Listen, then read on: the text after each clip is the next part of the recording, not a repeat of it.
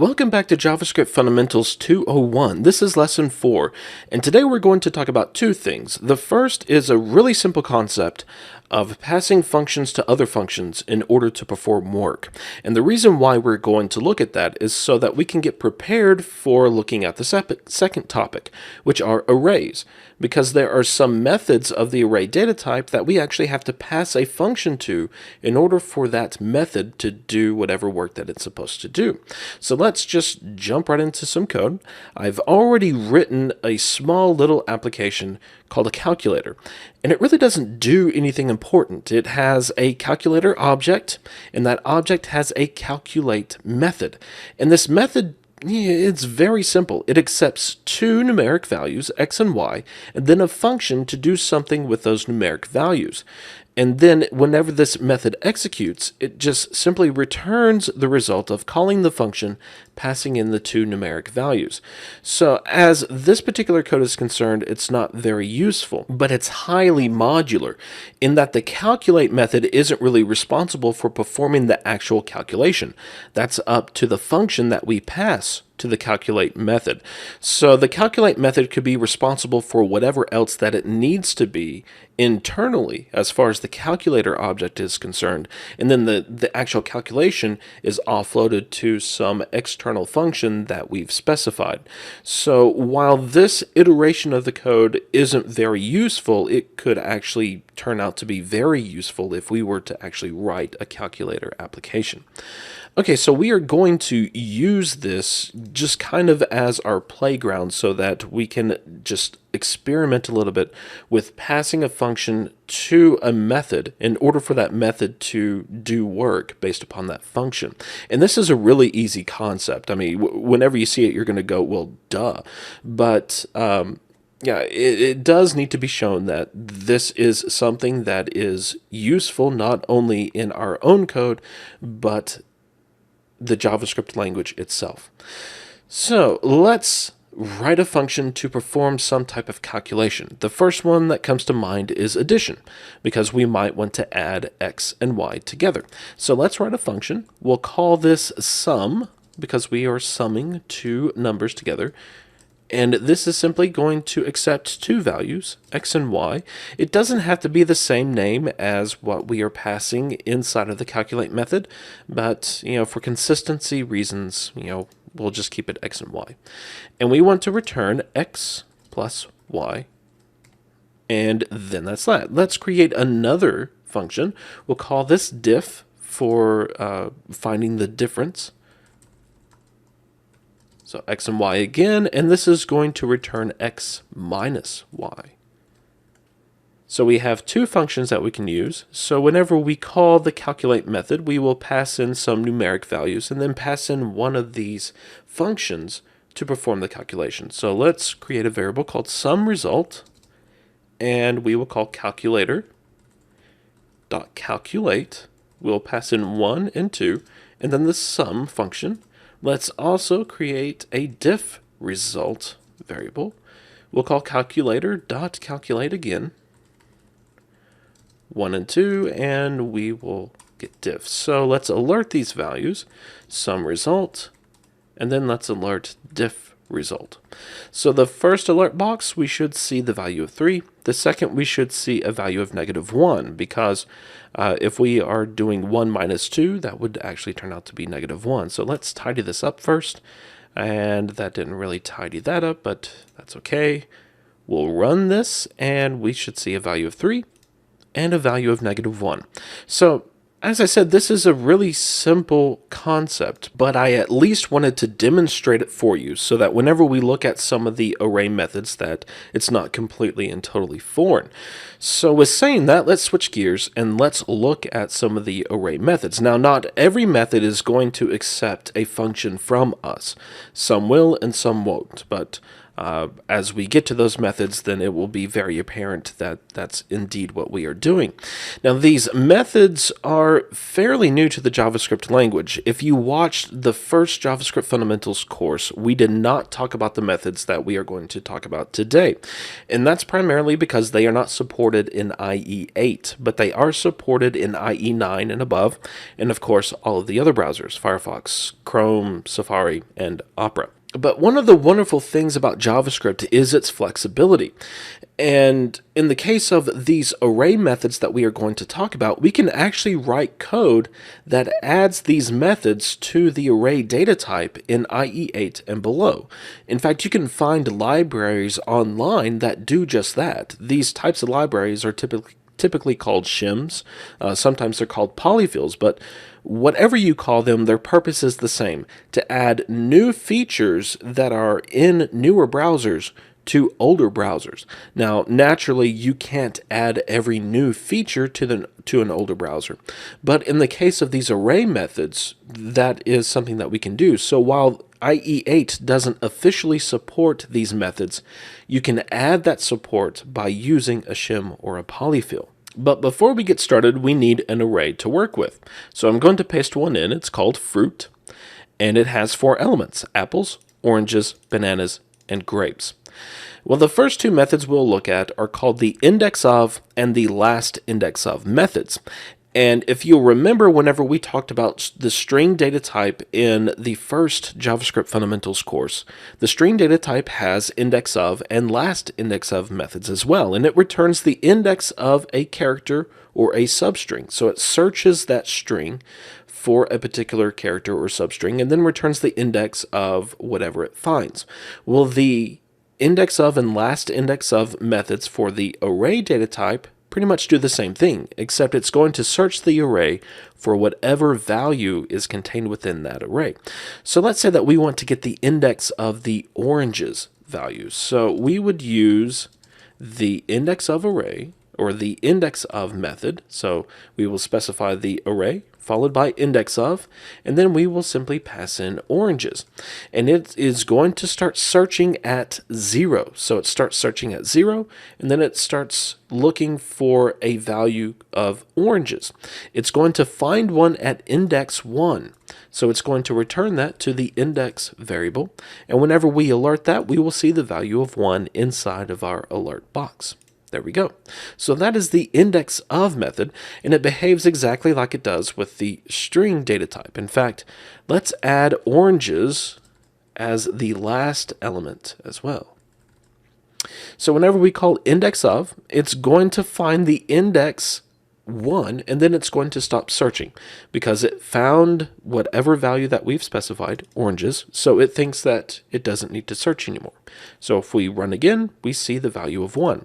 But what if we want to get the value of oranges, the last index? Well, we have a method called last index of, and this starts searching from the end of the array, and then it starts searching, starts going forward. So in this case, we have 5 elements now, so it will start at index 4, and it will search, and if it finds that match, then it will return that index. Otherwise, it will then look at index 3, index 2, index 1, and then index 0. In this case, it's going to find a match at index 4. So whenever we run this code again, we will see the value of 4 inside of the alert box. So the index of and last index of methods are used to search the array for a particular value.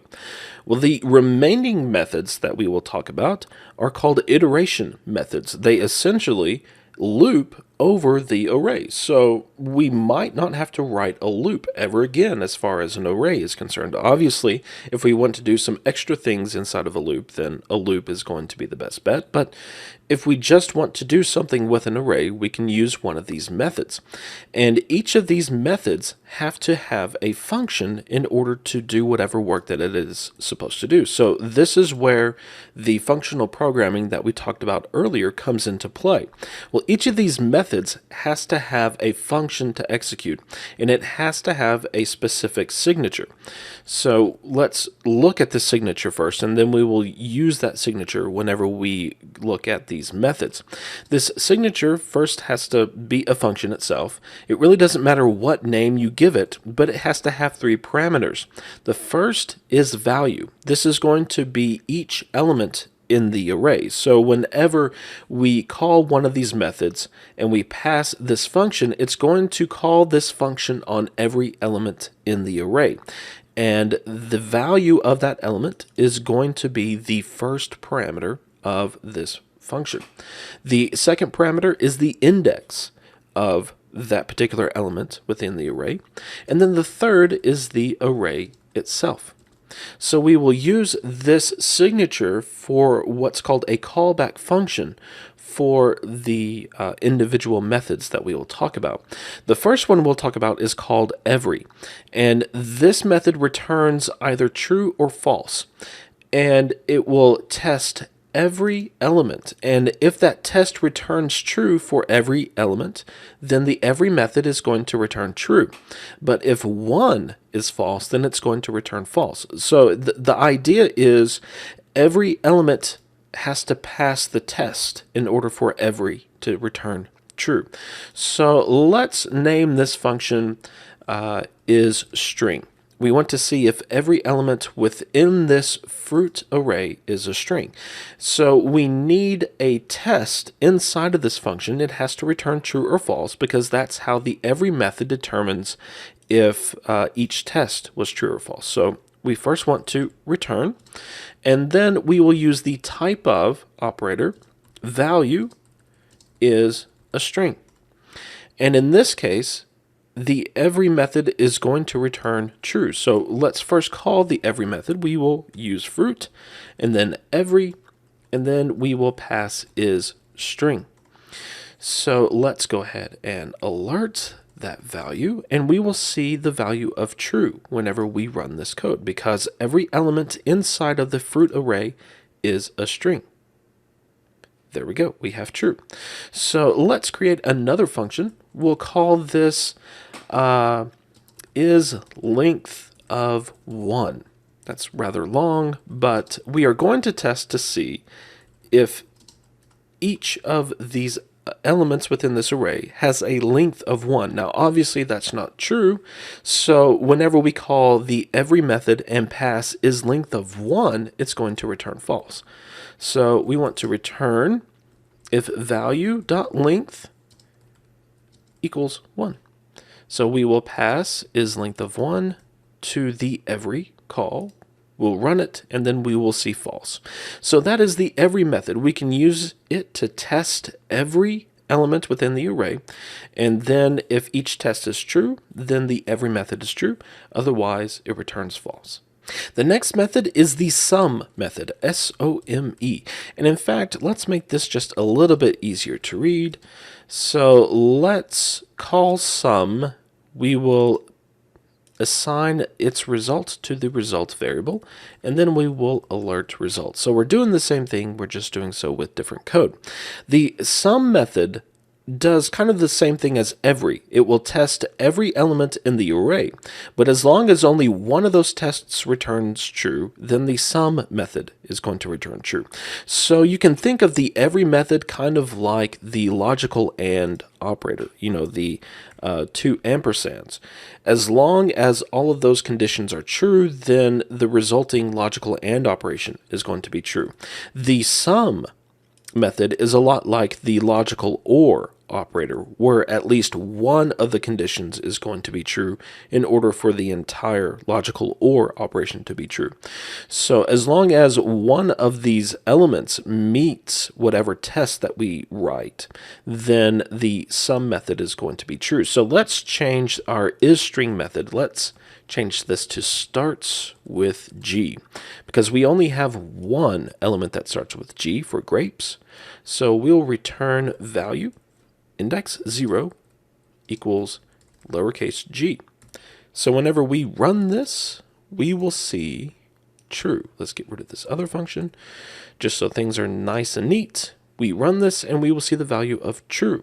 If we change this to a lowercase z, then we are going to see false because none of these elements begin with a lowercase z. There we go, false. Now notice that I've used index notation for this string. That's because a string is an array of characters. Pretty cool, huh? The next method is called filter. Like the every and some methods, it tests every element in the array, but it creates a new array with all of the elements that pass the test that is specified within our function.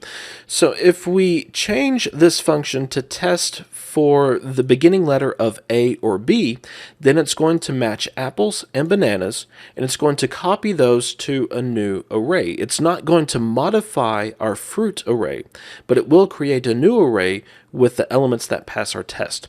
So let's write that test. Let's check for lowercase a, and then let's also check for lowercase b. Let's also change the name of this function to starts with a, b, and then we will pass that to our filter method, and then we will get a new array that contains only apples and bananas, but the fruit array is going to remain the same. So let's alert fruit first, and then we will alert the results. So whenever we run this, we see the original array, apples, oranges, bananas, and grapes, and then we will see the second array, which is only apples and bananas. So you can use the filter array to filter some elements within an array into a new array. Next is the for each array, which is very simple. All it does is execute a function on every element within the array. And that's it. It doesn't do anything special. It just executes a function for that element. So let's call fruit.forEach. Let's change the name of our function to do something. It does not return a value. And let's just alert the value. So we will pass do something to the for each method, and whenever we run this, it's going to alert each of the elements within this array. Or it won't because I mistyped for each. We have apples, oranges, bananas, and grapes. So that's the for each. It's very simple. Almost as simple is the map method. Like the for each method, it executes a function on each of the elements within the array, but it creates a new array, and we can modify the elements in that new array. So we can write a function to return a new value for each of these elements, and that new value is going to be put inside of a new array. It doesn't modify our original array. It puts those modifications into the new array. So let's modify our code to return a new value for each of these elements. So let's say I like, we need a space there, and then we'll concatenate value. So in our new array, which we need to set up by assigning to a new variable, every element inside of this result array is going to be I like apples, I like oranges, I like bananas, and I like grapes. So let's first alert fruit so that you can see that that is not modified, but then we will alert result so that you can see the modified version. So first is fruit, apples, oranges, bananas, and grapes. Next is I like apples, I like oranges, I like bananas, and I like grapes. And there you have the newer array methods. They are extremely nice to have, especially the iteration methods. So you no longer have to write a loop for doing simple things with an array. You just simply write a function, pass it to whatever method that you want to use, and boom, there you go. So with that, have a good one. I will see you next time.